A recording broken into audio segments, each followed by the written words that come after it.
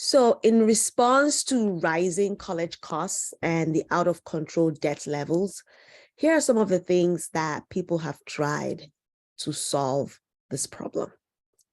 The first approach is just get good grades. So the idea is have good grades and expect that those good grades will automatically lead to a scholarship. That is not true. Scholarships don't drop from the sky. It takes time and effort to find them and apply. And it also takes know-how. Okay. Another approach is forget college altogether, right? There's recent data from the Chronicle of Higher Education that shows that some people are bowing out of college altogether because of the high costs. But that is not a good solution either, right? If you are not a college graduate, you still lose out on a lifetime of earnings, of higher earnings. Another approach is work your way through college, right?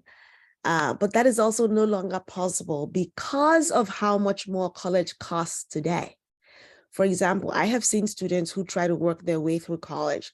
They're working way too many hours that they do not have the time to be college students, to actually study and learn, or to make good grades, to make time for internships and networking, all the things that are supposed to make college valuable. They do not have time for those things. Then what's the point? And then some people have just given up altogether and going ahead and taking on the debt, right? And then we're right back where we started. What's the point of a great education if it's accompanied by huge debt that is so crippling, no matter what kind of job you get? So I believe these are not solutions at all because they do not solve the underlying problem of getting a college education with the actual college experience without astronomical debt. And that is why I created the College Fully Funded program.